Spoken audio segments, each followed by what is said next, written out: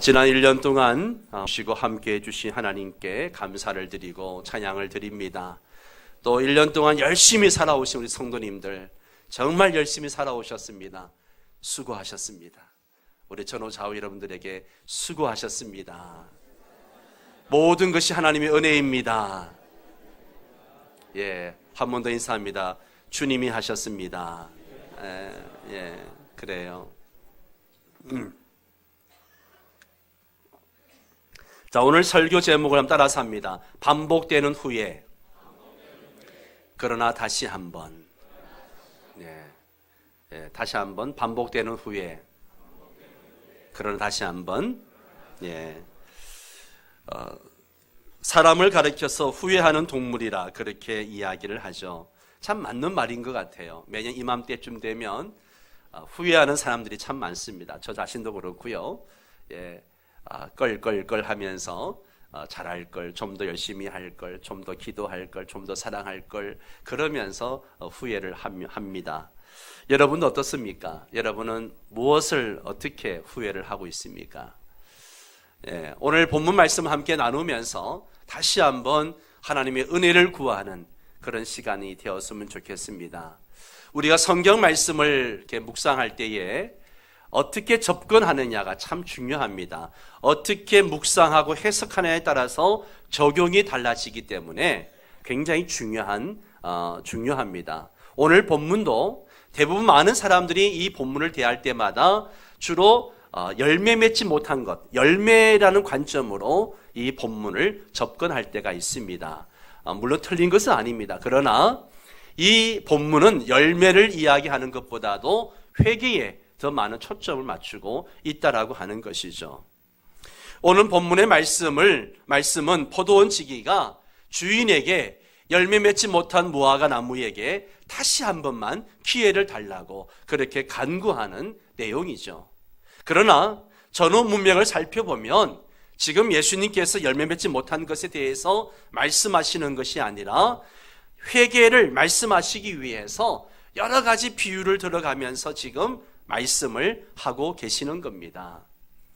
유대인들 생각 속에는 항상 어떤 생각이 있는가 하면 어떤 사람이 불행한 일을 당하고 사고를 당하면 그 사람이 죄를 지었기 때문에 사고를 당한 것이고 불행한 일을 당한 것이다 라는 생각들을 가지고 있었습니다. 반면에 나에게 아무 탈 없이 아무 사고 없이 지내는 것은 나에게 하나님의 은혜가 있는 것이 아니라 내가 잘했기 때문에, 내가 죄가 없기 때문에 나는 무탈한 것이다. 그런 생각들을 가지고 있었습니다.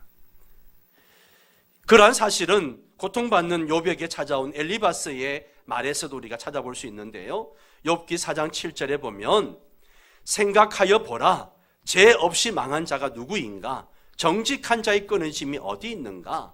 지금 욥을 향해서 네가 이렇게 고난받는 것은 네가 죄를 지었기 때문이다. 네가 죄를 지었기 때문에 이렇게 망한 것이다. 그런 이야기를 하는 것이죠. 오늘 본문에도 이러한 생각을 가진 사람들이 예수님께 찾아와가지고 그 당시에 있었던 일을 예로 들면서 예수님의 생각을 묻고 있는 겁니다. 1절 말씀을 보십시오. 같이 읽을까요? 그때 마침 두어 사람이 와서 빌라도가 어떤 갈릴리 사람들의 피를 그들의 제물에 섞은 일로 예수께 아뢰니, 빌라도에 의해서 일어난 예루살렘 학살 사건을 지금 예로 들어서 이야기를 하고 있습니다. 이 사건이 어떤 사건인가 하면 빌라도 당시에 이제 예루살렘에 물을 공급하기 위해서 수도 공사를 계획을 하게 됩니다. 이 수도 공사를 하는 이유가 뭔가 하면 성전에서 6월절만 되면 26만 마리의 짐승을 잡아서 제사를 드리기 때문에 물이 얼마나 많이 필요합니까? 그걸 다 씻어내야 되고 제물도 씻어야 되고 많은 물이 필요하니까 이 예루살렘 성전에 물을 공급하기 위해서 수도 공사를 하자 해서 그 재정은 예루살렘 성전에 있는 재정을 가지고 하자 해서 모두가 그렇게 좋게 여겨가지고 공사를 시작하게 됩니다. 그런데 그 중에 갈릴리 사람들이 어떻게 거룩한 교회 성전의 돈을 가지고 그런 공사를 할 수 있겠느냐 반대를 하면서 이제 봉기를 하고 일어섰습니다. 그때 빌라도가 화가 나가지고 군인들을 풀어가지고 진압을 하고 과인 진압을 하는 과정 속에서 갈릴리 수많은 사람들이 학살을 당하게 됩니다. 그 피가 제물의 피와 섞여가지고 제단에 뿌려지게 되었다. 그 사건을 지금 이야기하고 있는 것이죠. 그래서 이 민감한 사건을 가지고 예수님에게 예수님의 태도를 물어온 것입니다. 2절에 예수님께 뭐라 대답하십니까? 같이 읽을까요? 대답하여 이르시되 너희는 이 갈릴리 사람들이 이같이 해바담으로 다른 모든 갈릴리 사람보다 죄가 더 있는 줄. 예수님의 대답은 전혀 그들의 기대와는 다른 대답이었죠. 그들이 죄를 지었기 때문에 그렇게 죽임을 당한 것이 아니다 라고 말씀을 하고 계시는 겁니다. 그리고 예수님께 또 한 가지 예를 들어서 말씀을 하시죠. 4절 말씀 같이 읽겠습니다.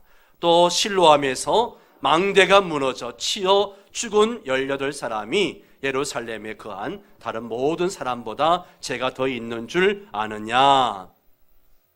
실로암에 있는 큰 망대가 무너지는 바람에 그 망대에 18명이 치여서 압살을 당하게 됩니다. 이 사건은 그 당시 백성들이 생생하게 기억하고 있는 사건입니다.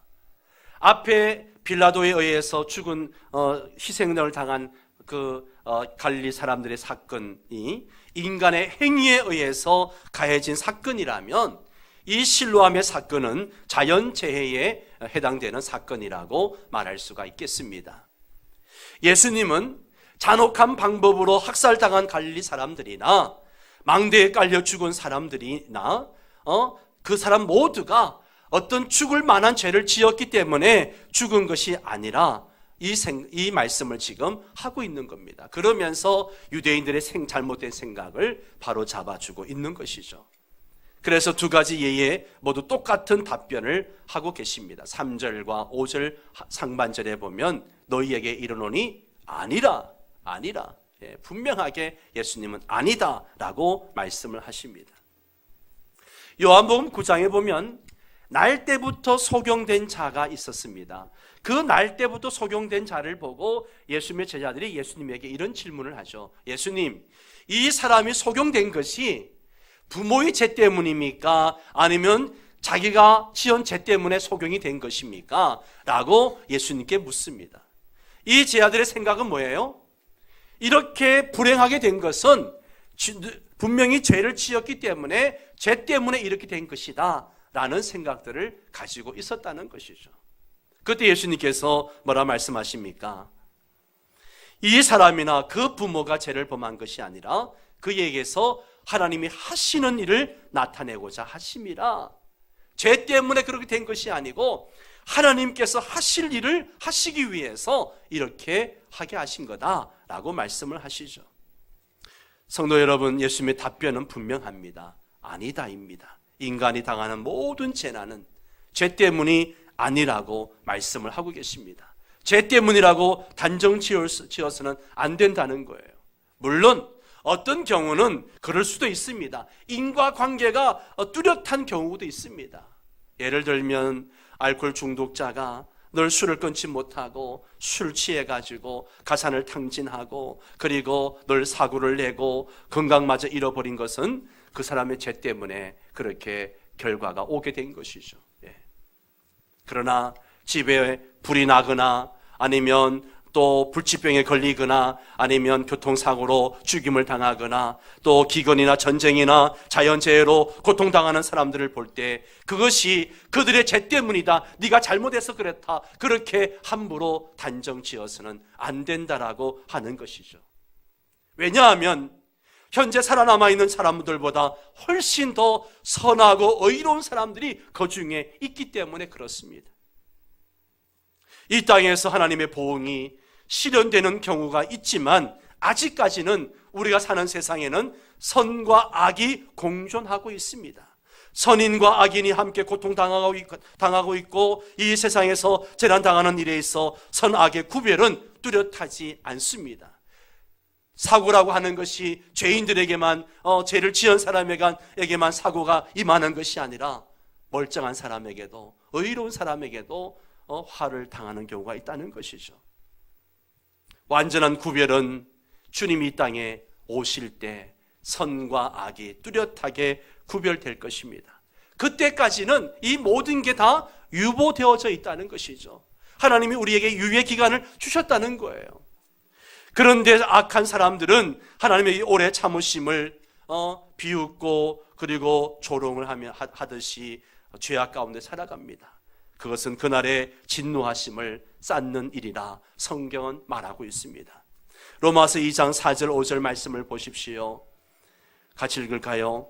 혹 네가 하나님의 인자하심이 너를 인도하여 회개하게 하심을 알지 못하여 그의 인자하심과 용납하심과 길이 참으심이 풍성함을 멸시하느냐. 다만 네 고집과 회개하지 아니한 마음을 따라 진노의 날 곧 하나님의 의로우신 심판이 나타나는 그날에 임할 진노를 네가 쌓는도다.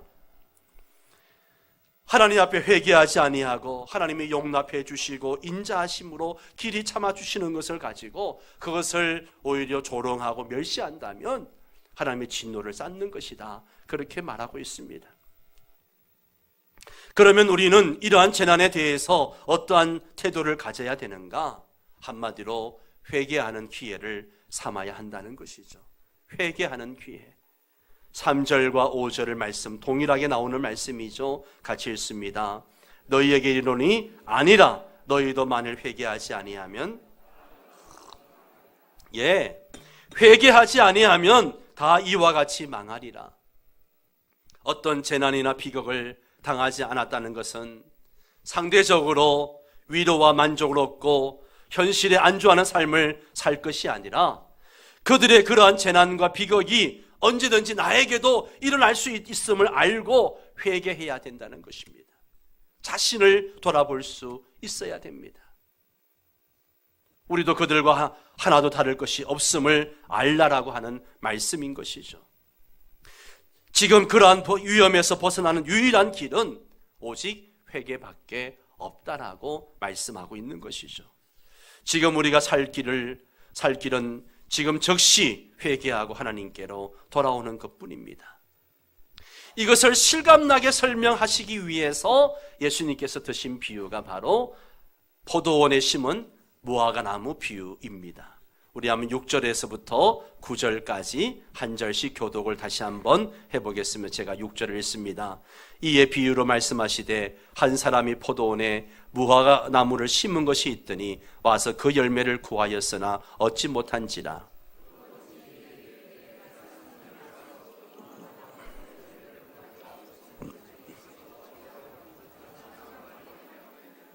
대답하여 이르되 주인이여 금년에도 그대로 두소서 내가 두루 파고 그름을 줄이니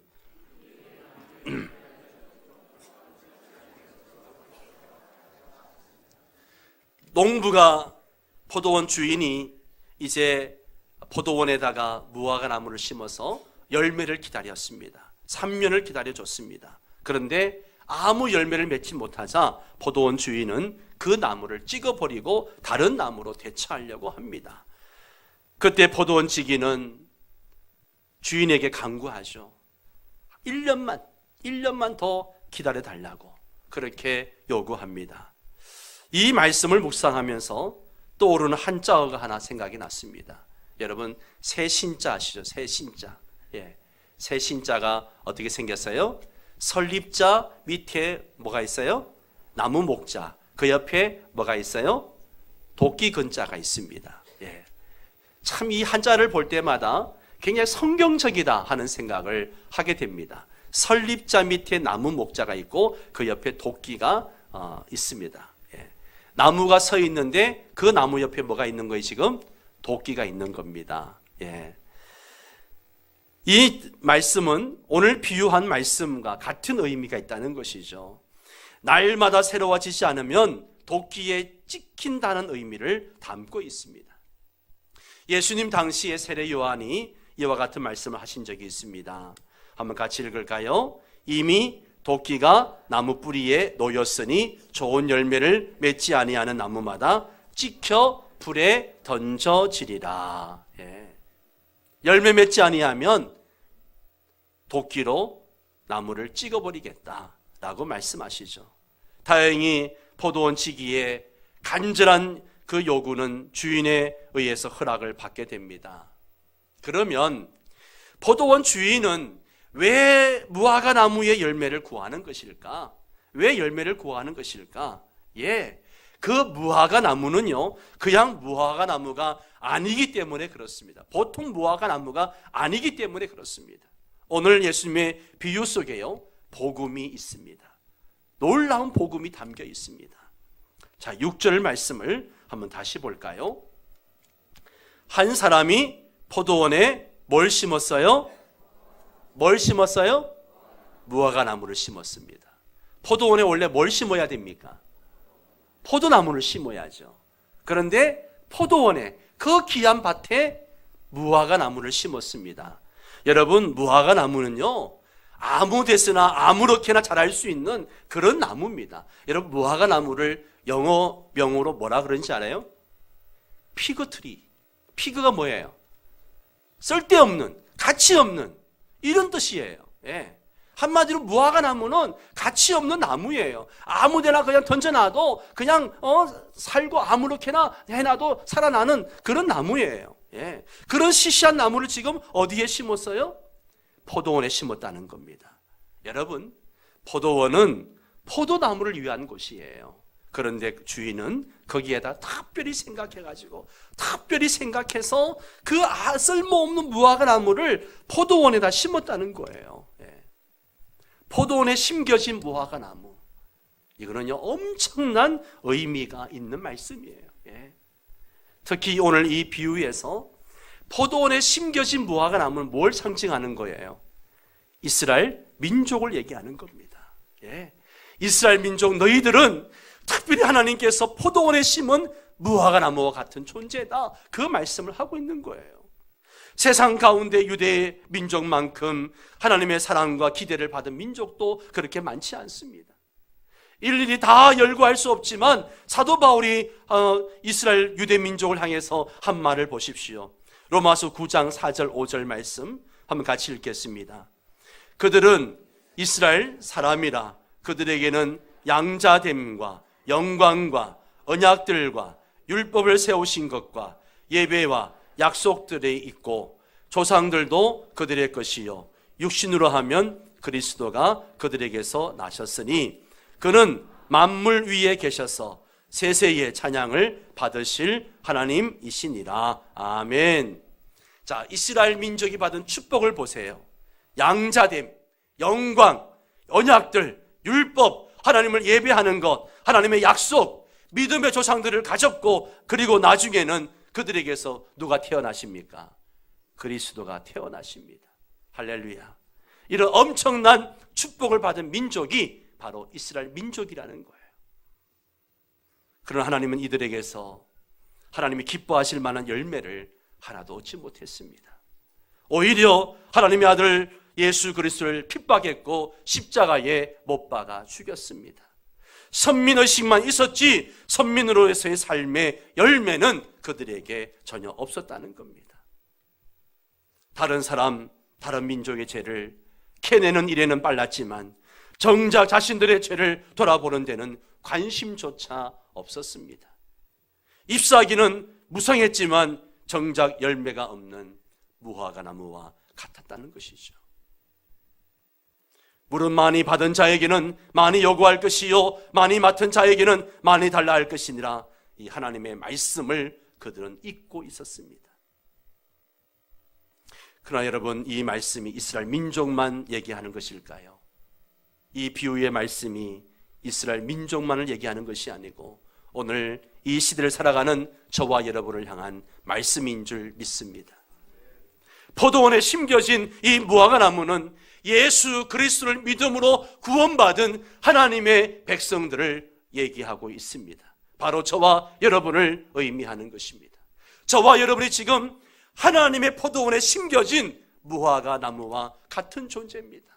쓸데없고 아무도 돌아보지 않는 그런 무화과 나무, 그런 무화과 나무 같은 존재인데 하나님의 가장 귀한 밭에, 포도원에 저와 여러분을 심어주셨습니다. 우리는 포도원에 심겨질 자격이 하나도 없는 사람들입니다. 우리는 거저 하나님의 분노와 심판을 받을 수밖에 없는 그런 존재였습니다. 허물과 죄로 죽어 마땅한 존재이고 하나님을 거역하고 하나님을 대적하는 그런 존재였었습니다. 그런데 하나님께서 우리를 심판 대신에 말할 수 없는 은혜로 우리를 품어주시고 당신의 자녀로 삼아주셨습니다. 그리고 주의 몸된 교회에 귀한 사명까지 맡겨주셔서 올 1년을 살아오게 하셨습니다. 우리는 모두 포도원에 심겨진 무화과 나무입니다. 여러분, 내가 20년, 30년 교회에 다닌다고 무화과 나무에서 갑자기 포도나무로 바뀌는 것이 아닙니다. 내가 열심히 수고하고 봉사하고 많이 섬겼다고 해서 무조건 당연히 하나님의 은혜가, 축복이 나에게 임하는 것이 아닙니다. 우리는 언제나 특별한 하나님의 배려와 사랑 때문에 포도원에 심겨진 무화과 나무일 뿐입니다. 그런 하나님께서 우리에게 열매를 요구하시는 게 잘못된 일일까요? 열매를 요구하시는 하나님이 잘못된 하나님이실까요? 그런데 하나님 우리에게 요구하시는 것은 포도 열매가 아니라고 하는 것입니다. 포도원에 심었다고 포도 열매 맺기를 기대하시지 않습니다. 우리는 그저 무화과 나무일 뿐입니다. 하나님은 그것을 너무나도 잘 알고 있었습니다. 우리가 어떤 존재이고 어떤 무가치한 존재인지 어떤 연약한 존재인지 너무나 잘 알고 계시는 거예요. 그럼에도 불구하고 우리를 포도원에 심으셨습니다. 그리고 우리에게 무화과 열매를 맺기를 기대하십니다. 그것으로 충분한 거예요. 우리가 무화과 열매를 맺으면 그것으로 충분히 하나님을 기쁘시게 해드릴 수가 있는 것입니다. 문제는 그 무화과 나무 열매마저 맺지 못하고 있는 것이 아닌가 하는 것이죠. 그런데 놀라운 것은요, 그 다음 장면입니다. 과운지기의 이 간청을 보십시오. 8절 9절을 같이 읽겠습니다. 대답하여 이르되 주인이여 금년에도 그대로 두소서. 9절 같이 있습니다. 이후에 만일 열매가 열면 좋거니와 그렇지 않으면 찍어버리소서 하였다 하시니라. 아멘. 포도원 주인은 누굽니까? 하나님이십니다. 그러면 이 포도원의 과운지기는 누굽니까? 예수님이십니다. 예수님이세요. 우리의 과운지기 되시는 예수님께서 하나님께 간청합니다. 아버지, 제발 한 번만 더 기회를 주십시오. 제발 한 번만 더 기회를 주십시오. 제발 이번 한 해만 더 참아 주십시오. 내가 땅을 파고 두루 걸음을 주고 열심히 가꾸어서 열매를 맺게 하겠습니다. 주님이 아버지 앞에 간청을 하는 겁니다. 한 해만 더 기다려 달라고. 이게 우리 주님의 중보 사역입니다. 지금도 주님은 저와 여러분을 위해서 하나님 아버지 앞에 간구하고 중보하고 있는 줄 압니다. 내가 연약해서 잘못 살고 있을 때, 내가 하나님의 말씀대로 살지 못하고 죄악 가운데 빠져 있을 때에도 하나님, 우리 주님은 하나님 앞에 나를 대신해서 간구하고 또 중보하고 계시는 줄 압니다. 간구하시는 그 주님 때문에 지금 저와 여러분이 살고 있는 줄 믿습니다. 제가 한 번만 더 열심히 가꾸어 보겠습니다. 제가 두릅하고 걸음을 주고 정성스럽게 한 번 더 키워보겠습니다. 지금 하나님은 열매 맺지 못하는 무화과 나무를 찍어버리시려고 도끼를 들고 서 계시는 거예요. 그냥 내리치기만 하면 나무는 잘려나갈 것입니다. 그런데 사랑하는 아들 예수님이 하나님 아버지 앞을 가로막고 있는 겁니다. 간청하는 그 예수님을 보시고 하나님께서는 심판의 도끼를 거두시고 참고 계시는 겁니다. 저와 여러분은 지금 마지막 유예받은 기간을 살고 있는 거예요. 내게 아무 문제가 없었다고, 이 1년 동안 아무 탈이 없었다고, 하나님의 나에게 죄가 없는 것이 아니라는 거예요. 여러분 생각해 보세요. 우리 중에 어떤 분은 지난 1년 동안 너무 힘들어가지고 1년을 돌아보면 너무나 일이 많았고 힘든 일이 많았고 그저 눈물밖에 나지 않는 일들이 분명히 있었을 것입니다. 그런 분들은 내가 무엇 잘못했는가 이런 생각도 하실 것이고, 또 어떤 사람은 1년 동안 아무런 재난이나 고통이 없이 잘 지냈다고 해가지고 내가 하나님 앞에서 잘 살았기 때문이다 그렇게 생각을 하는 분도 계실 겁니다. 여러분, 절대 아닙니다. 내가 잘 살았기 때문에, 하나님 앞에 부끄러움이 없게 살았기 때문에 내가 아무 문제가 없었고 아무 탈이 없었고 그렇게 지내온 것이 아닙니다. 지금 여기서 심판하지 않는다고 해서 그것을 자신의 의됨으로 해석해서는 안 된다라고 하는 것입니다. 나의 의 때문에 내가 여기까지 온 것이 아니라는 거예요. 참으시고 기다려주시고 더 유예해 주시는 하나님의 은혜가 있기 때문에 저와 여러분이 이 자리에 있는 줄 압니다. 마치 당장에 그 나무를 찍어버리지 않는 것을 열매 맺지 않는 사실을 주인이 그대로 용납하는 것이라고 해석해서는 안 된다는 것입니다. 오히려 만일 심판이 당장에 나타나지 않는다면 그것은 오로지 하나님의 은혜와 자비의 결과이지 결코 하나님이 그것을 그대로 용납해서가 아니라는 것입니다.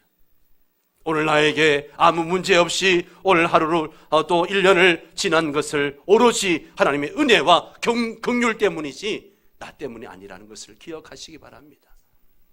우리는 그렇기 때문에 이 한 해를 보내면서 또 하나님 앞에 회개하고 자신을 돌아볼 수 있어야 됩니다. 다시 한번 마지막 기회를 주시며 기다리시는 하나님을 생각할 수 있어야 됩니다. 사랑하는 성도 여러분, 우리는 모두 1년 유예받은 시간을 살고 있습니다. 그 1년이, 그 유예받은 1년이 언제 끝날지 우리는 아무도 모릅니다. 그래서 그 주님의 중보로 또다시 한번 기회를 우리가 유예를 받았습니다. 그 1년의 유예 기간이 다가기 전에, 하나님의 심판이 우리들에게 임하기 전에 회개할 수 있기를 바랍니다.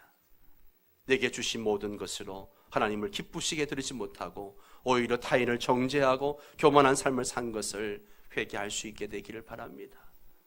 내 눈에 들보는 보지 못하고 형제 눈 속에 있는 티를 보고 그것을 정죄하고 그렇게 살았던 것을 회개할 수 있어야 됩니다.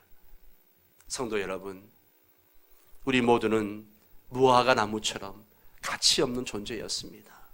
그러함에도 불구하고 하나님께서 독생자 예수를 우리에게 보내주시고 그 가치 없는 무화과 나무를 대신해서 십자가에 죽게 하시고 그리고 우리를 구원해 주셨습니다. 그리고 하나님의 포도원, 너무 귀한 포도원에 우리를 그냥 심어주셨어요. 우리가 예수님 안에 거하며 예수님과 함께 살아가며 열매를 맺을 수 있게 되기를 바랍니다. 이 한 해를 마무리하면서 포도원 주인이신 우리 하나님께 기뻐하실 만한 이 무화과 나무의 열매, 성령의 열매를 풍성히 맺을 수 있도록 하나님 다시 한 번만 나에게 기회를 주십시오. 다시 한번 내가 열심히 살겠습니다. 그리고 하나님의 기쁨이 되겠습니다. 그렇게 결단할 수 있게 되기를 바랍니다. 지난 1년을 살아오면서 우리 성도들 중에는 여러 가지 우한 질고 때문에 눈물 마를 날이 없이 지내오신 분도 있을 것입니다. 또 성도들 중에는 아무 탈 없이 지나온 분들도 계실 겁니다. 여기에 내가 잘했고 못했고는 아무 의미가 없습니다. 하나님의 은혜가 있었기 때문에 나에게 오늘 이런 기회가 주어진 것이고 이 시간이 주어진 것입니다. 하나님의 은혜는 또한 우리들에게 계속해서 흘러 넘칠 것입니다. 그 유예 기간에 우리가 할 일은 하나님, 내가 회개합니다. 자신을 돌아보며 회개하는 것인 줄 압니다. 우리 함께 이 시간에 찬양 부르며 함께 결단의 시간을 갖도록 하겠습니다. 에베네셀 하나님 찬양 부르면서 여기까지 인도하신 하나님, 장래에도 인도하실 하나님을 기대하면서 함께 찬양하고 기도하도록 하겠습니다.